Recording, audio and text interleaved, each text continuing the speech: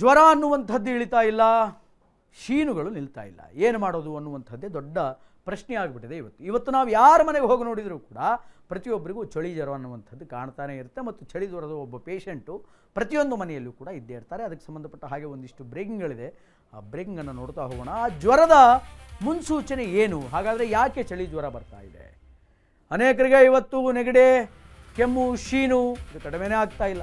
ಯಾವ ಮನೆಯಲ್ಲಿ ನೋಡಿದರೂ ಕೂಡ ಚಳಿ ಜ್ವರ ಇರೋರೇ ಸಾಮಾನ್ಯವಾಗಿ ಕಾಣ್ತಾ ಇದ್ದಾರೆ. ಇದು ಹಂದಿ ಜ್ವರನಾ? ಹಂದಿ ಜ್ವರ ಅನ್ನುವಂತಹ ಮುನ್ಸೂಚನೆ ಈಗ ಕೇಳಿ ಬರ್ತಾ ಇದೆ. ಅದರಿಂದ ದಯವಿಟ್ಟು ತಡ ಮಾಡಬೇಡಿ, ವೈದ್ಯರ ಹತ್ರ ಹೋಗಿ ಒಂದು ಸಲ ತಪಾಸಣೆಯನ್ನು ಮಾಡಿಸ್ಕೊಳ್ಳಿ, ತೋರಿಸ್ಕೊಳ್ಳಿ. ದೇಶದಲ್ಲಿ ರಣವೇಗವಾಗಿ ಹರಡ್ತಾ ಇದೆ ಆ ಮಹಾಮಾರಿ ಆರೋಗ್ಯ ಇಲಾಖೆಗೆ ಸವಾಲಾಗಿದೆ. ಹಂದಿ ಜ್ವರದ ಹೆಮ್ಮಾರಿ.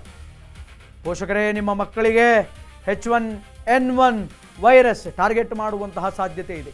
ಮನೆಯಲ್ಲಿ ವೃದ್ಧರಿದ್ದರೆ ಅವರ ಬಗ್ಗೆ ಒಂದು ಸ್ವಲ್ಪ ಹೆಚ್ಚುವರಿ ಕಾಳಜಿಯನ್ನು ನೀವು ವಹಿಸಬೇಕು. ಗರ್ಭಿಣಿಯರಿದ್ದರೂ ಕೂಡ ಅವರ ಮೇಲೆ ನೀವು ಒಂದು ಕಣ್ಣನ್ನು ಇಟ್ಟಿರಬೇಕು. ಯಾಕಂದರೆ ಈ ಮಹಾಮಾರಿಗೆ ಗರ್ಭಿಣಿಯರು ಕೂಡ ಟಾರ್ಗೆಟ್ ಆಗಿದೆ. ಆ್ಯಂಡ್ ದೇಶಾದ್ಯಂತ ವಕ್ರಿಸಿದಂತಹ ಡೆಡ್ಲಿ ವೈರಸ್ H1N1 ಆಗಿದೆ. ಈ ಒಂದು ಕಾಯಿಲೆ ಮಕ್ಕಳಿಗೆ, ವೃದ್ಧರಿಗೆ ಮತ್ತು ಯಾರ್ಯಾರು ಗರ್ಭಿಣಿ ಸ್ತ್ರೀಯರಿರ್ತಾರೋ ಅವರನ್ನು ಬಹಳ ದೊಡ್ಡ ಪ್ರಮಾಣದಲ್ಲಿ ಟಾರ್ಗೆಟ್ ಮಾಡಿದೆ. ನಾನಾಗಲೇ ಹೇಳಿದೆ, ಪ್ರತಿಯೊಂದು ಮನೆಗೆ ಹೋದರೂ ಕೂಡ ಶೀತದ ಜ್ವರ ಇರುವಂಥವರು, ಕೆಮ್ಮಿರುವಂಥವರು ಅಥವಾ ಬೇರೆ ವೀಕಾಗಿ ಸಿಕ್ಕಾಪಟ್ಟೆ ಜ್ವರದಿಂದ ನರಳ್ತಾ ಇರತಕ್ಕಂಥವರೇ ಬಹು ಹೆಚ್ಚಿನ ಸಂಖ್ಯೆಯಲ್ಲಿ ಕಾಣಿಸ್ತಾ ಇದ್ದಾರೆ. ಒಂದು ವೇಳೆ ಆ ತರಹದ ಮುನ್ಸೂಚನೆಗಳೇನಾದರೂ ನಿಮಗೆ ಕಂಡು ಬಂದರೆ immediately go to the doctor ಹತ್ರ ಹೋಗಿ ವೈದ್ಯರ ಹತ್ರ ಹೋಗಿ ಚಿಕಿತ್ಸೆಯನ್ನು ಪಡೆದುಕೊಂಡು ಬನ್ನಿ. ಯಾಕೆಂತಂದರೆ ವಾತಾವರಣ ಕಂಪ್ಲೀಟ್ಲಿ ಸರಿಯಾಗಿಲ್ಲ. ಅದು H1N1 ಆಗಿರಬಹುದು. ಆದ್ದರಿಂದ ನೀವು ಎಸ್ಪೆಷಲಿ ಅದು ಮಕ್ಕಳಲ್ಲಿ ಕಾಣಿಸಿದರೆ, ವೃದ್ಧರಲ್ಲಿ ಕಾಣಿಸಿದರೆ ಅಥವಾ ಗರ್ಭಿಣಿಯರಲ್ಲಿ ಕಾಣಿಸಿದರೆ ಇಮಿಡಿಯೇಟ್ಲಿ ನೀವು ಆ ಮಹಾಮಾರಿಯನ್ನು ಹೊಡೆದು ಓಡಿಸಿ. ಇನ್ನು ಇದಕ್ಕೆ ಸಂಬಂಧಪಟ್ಟಂತೆ ಈ H1N1 ಅಟ್ಟಹಾಸಕ್ಕೆ ಸಂಬಂಧಪಟ್ಟಂತೆ ಒನ್ ಮೋರ್ ಬ್ರೇಕಿಂಗ್ ಇದೆ. Let's check it out. ಆ ಬ್ರೇಕಿಂಗ್ ಏನು ಅನ್ನುವಂಥದ್ದನ್ನು ನೋಡ್ಕೊಂಬರೋಣ. Breaking blood test. ದೇಶಾದ್ಯಂತ ಅಟ್ಟಹಾಸವನ್ನು ಮರಿತಾ ಇದೆ H1N1. ಮಕ್ಕಳು, ವೃದ್ಧರು, ಗರ್ಭಿಣಿಯರೇ ಇದರ ಟಾರ್ಗೆಟ್. ನಾನಾಗಲೇ ಹೇಳಿದೆ, ದೆಹಲಿ, ತಮಿಳುನಾಡು, ಕರ್ನಾಟಕದಲ್ಲಿ ಈಗ ಈ ಜ್ವರದ ಜ್ವಾಲೆ ಸಿಕ್ಕಾಪಟ್ಟೆ ಹತ್ತಿ ಹುರಿತಾ ಇದೆ. ಪಕ್ಕದ ಕೇರಳದಲ್ಲಿ ಮರಣ ಮೃದಂಗ ಬಾರಿಸ್ತಾ ಇದೆ H1N1. ಕೇರಳದಲ್ಲಿ H1N1ಗೆ ಹತ್ರ 88 ಜನ ಈಗ ಆಲ್ರೆಡಿ ಬಲಿಯಾಗಿದ್ದಾರೆ. ಬೆಂಗಳೂರಿನಲ್ಲಿ ಅತಿ ವೇಗವಾಗಿ ಹರಡುತ್ತಿದೆ H1N1. ಬರ್ತಾ ಇದೆ ಬೆಂಗಳೂರಿಗೂ ಕೂಡ. ಯಾಕೆಂದರೆ ಕೇರಳದಲ್ಲಿ 88 ಜನ ಸಾವನ್ನಪ್ಪಿದ್ದಾರೆ. ಎಲ್ಲೆಲ್ಲೋ ಶುರುವಾಗಿ H1N1 ಈಗ ರಾಜ್ಯಕ್ಕೆ ಕಾಲಿಟ್ಟಿದೆ. ಜ್ವರ, ಶೀತ, ಕೆಮ್ಮು, ಮೈಕೈ ನೋವಿದ್ರೆ ದಯವಿಟ್ಟು ಡಾಕ್ಟರ್ ಹತ್ರ ಹೋಗಿ ತೋರಿಸ್ಕೊಳ್ಳಿ. ಹೆಚ್ಚುತ್ತಾ ಇರುವಂತಹ ಪ್ರಕರಣಗಳಿಂದ ಆರೋಗ್ಯ ಇಲಾಖೆಗೆ ಇದು ದೊಡ್ಡ ಸವಾಲಾಗಿದೆ. ದೆಹಲಿಯಲ್ಲಿ ಪ್ರತಿದಿನ 130ರಿಂದ 160 ಪ್ರಕರಣಗಳು ಈಗ ಪತ್ತೆಯಾಗ್ತಾ ಇದೆ. ರಾಜ್ಯದಲ್ಲಿ ಪ್ರತಿದಿನ 500ಕ್ಕೂ ಅಧಿಕ ವ್ಯಕ್ತಿಗಳಿಗೆ ಜ್ವರ ಅನ್ನುವಂಥದ್ದು ಕಾಡ್ತಾ ಇದೆ. UP, ರಾಜಸ್ಥಾನ, ಉತ್ತರಾಖಂಡದಲ್ಲಿಯೂ ಕೂಡ H1N1 ಅಬ್ಬರ. ಆ್ಯಂಡ್ ಗಾಬರಿ ಬೀಳದಂತೆ IMCRನಿಂದ ಸಾರ್ವಜನಿಕ ಪ್ರಕಟಣೆ ಅನ್ನುವಂಥದ್ದಾಗಿದೆ. ಆರೋಗ್ಯ ಇಲಾಖೆಗೆ ಇದು ದೊಡ್ಡ ಸವಾಲಾಗಿದೆ. ಯಾಕೆಂತಂದರೆ ದೆಹಲಿಯಲ್ಲಿ 130ರಿಂದ 160 ಪ್ರಕರಣಗಳು ದಾಖಲಾಗ್ತಾ ಇದೆ. ರಾಜ್ಯದಲ್ಲಿ 500 ಜನರಿಗೆ ದಿನನಿತ್ಯವೂ ಕೂಡ ಜ್ವರ ಅನ್ನುವಂಥದ್ದು ಬರ್ತಾ ಇದೆ. ಪಕ್ಕದ ಕೇರಳದಲ್ಲಿ ಒಂದಲ್ಲ ಎರಡಲ್ಲ 88 ಜನ ಇದಕ್ಕೆ ಸಾವನ್ನಪ್ಪಿದ್ದಾರೆ. 88 ಜನ ಸಾವನ್ನಪ್ಪಿದ್ದಾರೆ. ಸಾಂಕ್ರಾಮಿಕ ಕಾಯಿಲೆಗಳು ಹೆಂಗಿರುತ್ತೆ ಅಂತಂದರೆ H1N1 ಈ ದೇಶ ಈಗಾಗಲೇ ಈ ಹಿಂದೆ ಅನುಭವಿಸಿದೆ. ಆದರೆ ಈಗ ಅದು 2.0 ಫಾರ್ಮೆಟ್ನಲ್ಲಿ ಮತ್ತೆ ಬೇರೆ ರೂಪದಲ್ಲಿ ಬರಬಹುದು. ಆ ಸಾಂಕ್ರಾಮಿಕದ ವೇಟೇಜ್ ಇನ್ನೂ ಜಾಸ್ತಿ ಇರಬಹುದು. ಹಾಗಾದರೆ ರಾಜ್ಯವಾರು H1N1 ಅಬ್ಬರ ಹೆಂಗಿತ್ತು, ಅದರಲ್ಲಿ ಎಷ್ಟು ಜನ ಸೋಂಕಿತರು ಸಾವನ್ನಪ್ಪಿದ್ದಾರೆ, ಯಾವ್ಯಾವ ರಾಜ್ಯದಲ್ಲಿ ಎಷ್ಟು ಜನ ಸೋಂಕಿತರು H1N1 ಸಾವನ್ನಪ್ಪಿದ್ದಾರೆ ಅನ್ನುವಂತಹ ಡೀಟೇಲ್ಸ್ಗಳನ್ನು ಒಂದು ಸಲ ನೋಡ್ಕೊಂಡು ಬರೋಣ.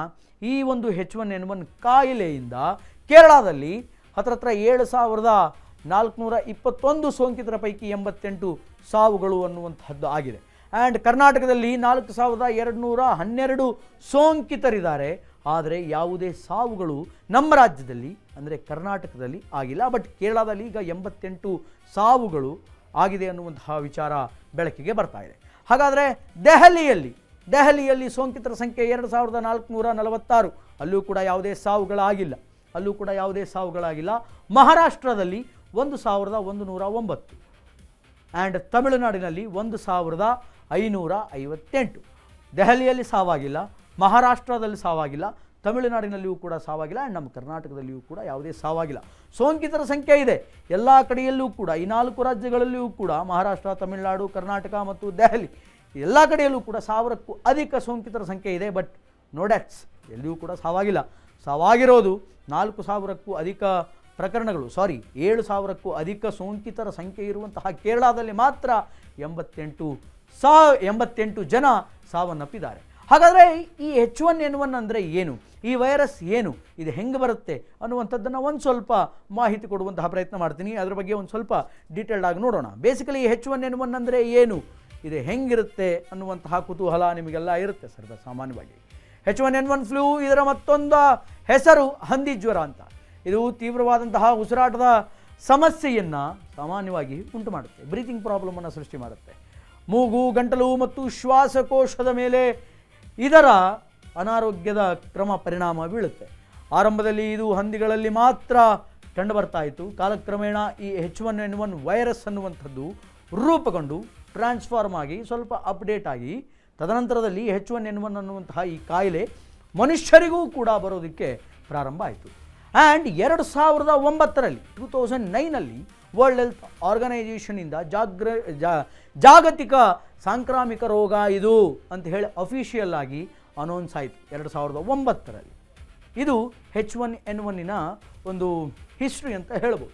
ಹಂದಿಗಳಲ್ಲಿ ಮಾತ್ರ ಕಾಡ್ತಾ ಇತ್ತು, ತದನಂತರದಲ್ಲಿ ಅದು ರೂಪುಗೊಂಡು ಮನುಷ್ಯರಿಗೆ ಬಂತು. ಹಾಗಾದರೆ ಈ ವೈರಸ್ ಹೆಂಗೆ ಹರಡುತ್ತೆ, ಹೆಂಗೆ ಇದು ಜನರನ್ನು ತಲುಪುತ್ತೆ, ಜನರು ಹೆಂಗೆಲ್ಲ ಸಫರ್ ಆಗ್ತಾರೆ ಇದರಿಂದ ಅನ್ನುವಂಥದ್ದನ್ನು ಒಂದು ಸ್ವಲ್ಪ ನೋಡ್ಕೊಂಬರೋಣ. ಅದರ ಡೀಟೇಲ್ಸ್ ಪ್ಲೀಸ್. H1N1 ವೈರಸ್ ಹೆಂಗೆಲ್ಲ ಜನಗಳ ದೇಹವನ್ನು ಸೇರುತ್ತೆ. ಸೋಂಕಿತ ವ್ಯಕ್ತಿ ಕೆಮ್ಮಿದಾಗ ಅಥವಾ ಸೀನಿದಾಗ, ಯಾರಾದರೂ H1N1 ವೈರಸ್ ಇರುವಂಥವರು, ಜ್ವರ ಇರುವಂಥವರು ನಮ್ಮ ಮುಂದೆ ಕೆಮ್ಮಿದಾಗ, ಸೀನಿದಾಗ, ಆ್ಯಂಡ್ ವೈರಸ್ಸಿನ ಸಣ್ಣ ಸಣ್ಣ ಕಣಗಳು ಗಾಳಿಗೆ ಸೇರಿಕೊಂಡು ಅದು ನಮ್ಮ ಉಸಿರಿನ ಜೊತೆ ನಮ್ಮ ಒಳಗಡೆ ಹೋಗಿ ಅದು ಕೂಡ ನಮಗೆ ಬಂದು ತಾಕುವಂತಹ ಸಾಧ್ಯತೆಗಳಿದೆ. ಸೋಂಕಿತ ವ್ಯಕ್ತಿಯ ಹತ್ತಿರದ ಸಂಪರ್ಕದಿಂದ ಈ ವೈರಸ್ ಹರಡುತ್ತೆ. ಒಬ್ಬ ವ್ಯಕ್ತಿಯಿಂದ ಮತ್ತೊಬ್ಬ ವ್ಯಕ್ತಿಗೆ ಹರಡುವಂತಹ, ಟ್ರಾನ್ಸ್ಫರ್ ಆಗುವಂತಹ ಕಾಯಿಲೆ ಇದು. ಮಕ್ಕಳು ಒಟ್ಟಿಗೆ ತರಗತಿಯಲ್ಲಿ ಕುಳಿತುಕೊಂಡಂತಹ ಸಂದರ್ಭದಲ್ಲಿ, ಆಟ ಆಡುವಂತಹ ಸಂದರ್ಭದಲ್ಲಿ, ಅಥವಾ ಪರಸ್ಪರ ಅವರ ವಸ್ತುಗಳನ್ನು ಹಂಚಿಕೊಂಡಂತಹ ಸಂದರ್ಭದಲ್ಲಿ, ಮತ್ತೊಂದು ಮಗುವಿಗೆ ಏನೋ ಕಾಯಿಲೆ ಇರುತ್ತೆ, ಆ ಮಗುವಿನ ಟಿಫಿನ್ ಬಾಕ್ಸನ್ನು ಮತ್ತೊಂದು ಮಗು ಊಟ ಮಾಡಿರುತ್ತೆ, ಮತ್ತೊಂದು ಮಗು ತಿಂದಿರುತ್ತೆ. ಸೊ ಹೀಗೆ ಕೂಡ ವೈರಸ್ ಟ್ರಾನ್ಸ್ಫರ್ ಆಗುವಂತಹ ಅನೇಕ ಚಾನ್ಸಸ್ಗಳಿದೆ. ಉಸಿರಾಟದಲ್ಲಿ ವೈರಸ್ ಬಹಳ ಸುಲಭವಾಗಿ ಹರಡುತ್ತೆ. ಒಂದೊಂದು ಸಲ ವಿಪರೀತವಾದಂತಹ ಜ್ವರ, ಕೆಲವೊಬ್ಬರಿಗೆ ಚಳಿ ಆಗುತ್ತೆ, ಇನ್ನು ಕೆಲವೊಬ್ಬರಿಗೆ ಮೂಗು ಸೋರುತ್ತೆ, ಅನೇಕರಿಗೆ ಮೂಗು ಗಟ್ಟುತ್ತೆ, ಇನ್ನು ಕೆಲವರಿಗೆ ಎದೆನೋವು ಬರುತ್ತೆ, ಗಂಟಲೋವು ಬರುತ್ತೆ, ತಲೆನೋವು ಬರುತ್ತೆ, ದೇಹ ಮತ್ತು ಅನೇಕ ಶ್ವಾಸಕೋಶಗಳಲ್ಲಿ ನೋವು ಅನ್ನುವಂಥದ್ದು ಉಂಟಾಗುತ್ತೆ, ಹೊಟ್ಟೆ ನೋವು ಕಾಣಿಸ್ಕೊಳ್ಳುತ್ತೆ. ಇದೆಲ್ಲವೂ ಕೂಡ H1N1 ಕಾಯಿಲೆಯ ಪ್ರಮುಖ ಲಕ್ಷಣಗಳು. ಈ ರೀತಿಯಾದಂತಹ ಇನಿಷಿಯಲ್ ಸ್ಟೇಜಿನ ಲಕ್ಷಣಗಳು ಏನಾದರೂ ನಿಮ್ಮ ದೇಹದಲ್ಲಿ ಕಂಡುಬಂದರೆ, ಅಥವಾ ನಾರ್ಮಲ್ ಆಗಿ ನೀವು ಆರೋಗ್ಯವಾಗಿ ಚೈತನ್ಯಭರಿತರಾಗಿದ್ದಂತಹ ಸಂದರ್ಭದಲ್ಲಿ ನಿಮ್ಮ ಆರೋಗ್ಯದಲ್ಲಿ ಏನಾದರೂ ಏರುಪೇರಾದರೆ, ಈ ಥರದ ಸಿಂಪ್ಟಮ್ಸ್ಗಳು ಕಂಡುಬಂದರೆ ಇಮಿಡಿಯೇಟ್ಲಿ ಗೋ ಟು ಡಾಕ್ಟರ್. ಮಕ್ಕಳು ಸ್ವಲ್ಪ ಶೀನಿದರೂ ಕೂಡ ಇವತ್ತು ಜಾಗ್ರತೆ ತೆಗೆದುಕೊಳ್ಳುವಂತಹ ಸನ್ನಿವೇಶ ರಾಜ್ಯದಲ್ಲಿ ಎದುರಾಗಿದೆ. ದಯವಿಟ್ಟು ಜ್ವರವನ್ನು, ಕೆಮ್ಮು, ನೆಗಡಿ, ಶೀತ ಇದ್ಯಾವುದನ್ನು ಕೂಡ ಇಗ್ನೋರ್ ಮಾಡದೆ ಡಾಕ್ಟರ್ ಹತ್ರ ಹೋಗಿ ಟ್ಯಾಬ್ಲೆಟ್ಸ್ಗಳನ್ನು ತೆಗೆದುಕೊಳ್ಳಿ. ಆರೋಗ್ಯದ ಮೇಲೆ ಸ್ವಲ್ಪ ನಿಗಾ ವಹಿಸಿ. ಯಾಕೆಂತಂದರೆ ಇವತ್ತು ನಾವು ಆರೋಗ್ಯರಾಗಿ ಇರುವಂಥದ್ದು ಎಷ್ಟು ಮುಖ್ಯವೋ, ಸಮಾಜವನ್ನು ಆರೋಗ್ಯ ಸ್ಥಿತಿಯಲ್ಲಿ ಇಟ್ಟುಕೊಳ್ಳುವಂಥದ್ದು ಕೂಡ ಅಷ್ಟೇ ಮುಖ್ಯ. ಬಿಕಾಸ್ ಇದು ಸಾಂಕ್ರಾಮಿಕ ಕಾಯಿಲೆ ಆಗಿರೋದ್ರಿಂದ, ಟ್ರಾನ್ಸ್ಫರ್ ಆಗುವಂತಹ ಕಾಯಿಲೆ ಆಗಿರೋದ್ರಿಂದ we have to take care of that.